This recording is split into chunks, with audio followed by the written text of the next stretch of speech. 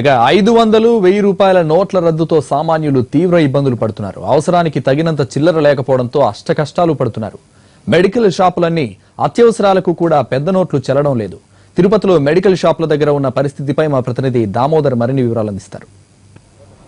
7 రోజుల క్రితం ప్రభుత్వం 500, 100 నోట్లను రద్దు చేయడంతో పాటు దాని స్థానంలో చిల్లర పెద్ద ఎత్తున వినియోగం రాకపోవడం వల్ల ప్రజలు చాలా ఇబ్బందులు ఎదుర్కొంటున్న పరిస్థితి మనకు కనిపిస్తుంది. ముఖ్యంగా అత్యంత అవసరమైన మెడికల్ స్టోర్లలో కూడా 500 రూపాయలు, 1000 రూపాయల నోట్లు మారకపోవడంతో ప్రజలు చాలా ఇబ్బందులు ఎదుర్కోవాల్సి వస్తుంది. ముఖ్యంగా ప్రభుత్వం 24వ తేదీ వరకు ఖచ్చితంగా మెడికల్ స్టోర్లలోనూ అదేవిధంగా మిగతా ప్రజలకు ఉపయోగపడే అన్ని చోట్ల 500, 1000 రూపాయల నోట్లు మార్పు చేయాలని ఆదేశాలు ఇచ్చినప్పటికీ సరైన చిల్లర లేకపోవడంతో దుకాణదారులు కూడా ఏమీ చేయలేని పరిస్థితి నెలకొంది. మనం ఇక్కడ చూడవచ్చు, తిరుపతిలో అత్యంత రద్దీగా ఉండే రుయా ఆసుపత్రి మెడికల్ స్టోర్ వద్ద పరిస్థితి. ఇక్కడ కూడా చిల్లర సమస్య వీరిని వేధిస్తుంది.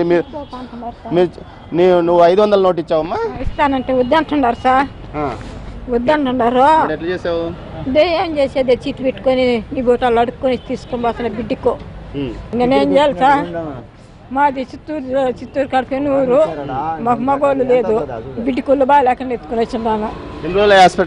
మేము వచ్చి 8 దినాలు అవుతున్నది. ఆ బిడ్డకుళ్ళు బాగాలేదు, బిడ్డకు కాళ్ళు చేతులు రావు. నుంచి డబ్బులు మారలే కదా, ఏం చేస్తున్నావు? దాడ పెట్టి అన్నం తీసుకొని తినుకుంటున్నాం. ఆడ పెడుతున్నారు భోజనం, ఆ భోజనం తింటున్నాను నేను అబ్బాయిలంతా కూడా పెట్టుకొని. ఏం చేస్తాం మేము? ఎక్కడిస్తే ఆమె తీసుకోలేదు. ఇప్పుడు ఆడ ఒకసారి తీసుకొని వచ్చుకుంటే బిడ్డకి మందులు లేవు. మా పరిస్థితి అట్లా తండ్రి, మేమేం చేసేది? ఇప్పుడు నోట్లు రద్దు చేసినారు కదా, మీ ఇంట్లో ఏం డబ్బులు లేవా? లేవునైనా లేవు, మా ఇంట్లో ఏమి డబ్బులు లేవు. మీరు చెప్పండి, మీరు ఎలాంటి గవర్నమెంట్ చెప్పింది కదా నోట్లు రద్దు చేసినప్పటికీ మెడికల్ స్టోర్లో కానీ ఇక్కడ వినియోగంలోకి వస్తాయని, కానీ మీరు ఎందుకు తీసుకోలేకపోతే? ఇప్పుడు ఏమవుతుందంటే సార్, మేము ప్రతిరోజు మాది కరూరు వైశ్య బ్యాంక్ అకౌంట్, మేము ప్రతిరోజు 15 నుంచి 20 వేల రూపాయలు ఎక్స్చేంజ్ చిల్లర తెచ్చుకోవాలి. 50 రూపాయలు, 10 రూపాయలు నట్లు తెచ్చుకుంటేనే మాకు బిజినెస్ జరిగే అవకాశం ఉంటుంది. ప్రతిరోజు తెచ్చుకుంటాం.